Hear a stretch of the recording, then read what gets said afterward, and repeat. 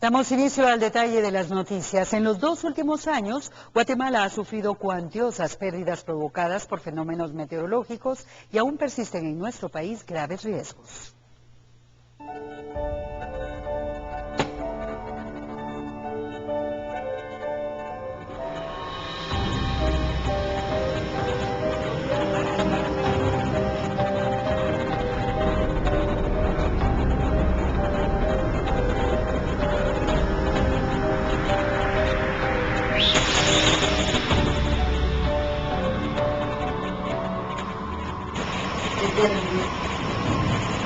En los pasados años, con el ingreso de la época de invierno, las lluvias han dejado una huella trágica en distintos puntos del país.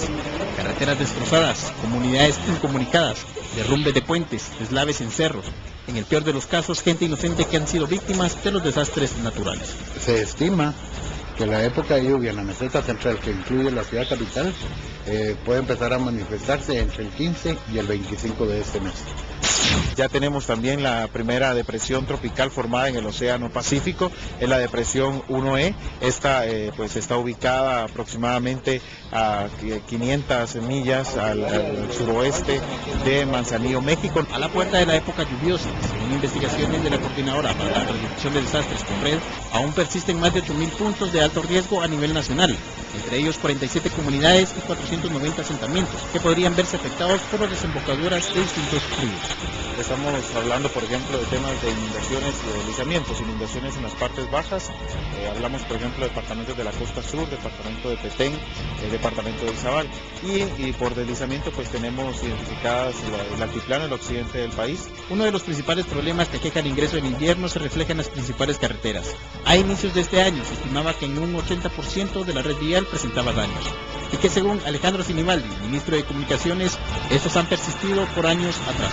El mantenimiento es la vida de una carretera y durante los últimos casi 4 años se dejó de darle mantenimiento a las carreteras.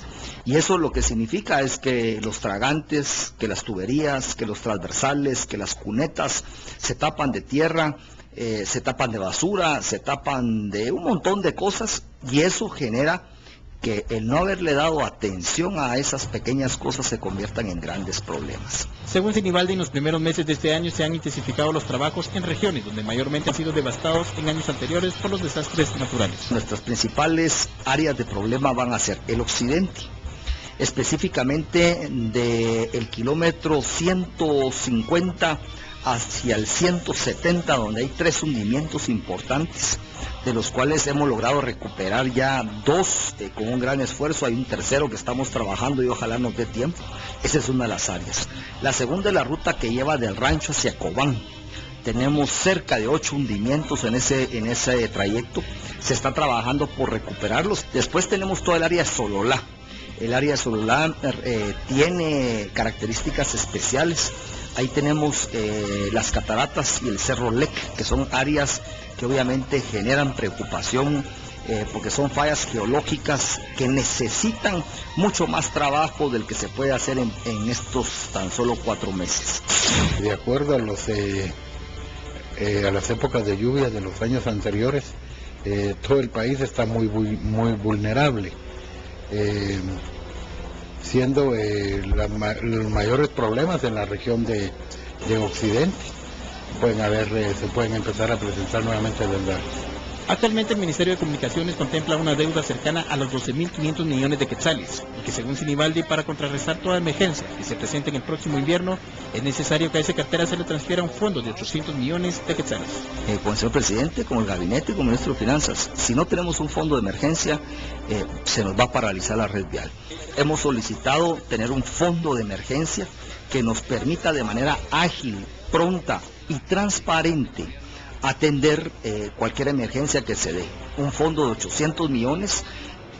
Y es que según pronósticos meteorológicos, para este invierno se espera que se formen sobre el Caribe 10 tormentas tropicales. De ellas, entre 4 a 6 podrían afectar a Guatemala, por lo que ha puesto en alerta a las autoridades. Con imágenes de Mario Guzmán, reporta Mario Winter, por el respeto a la vida, Telediario, Información Actual.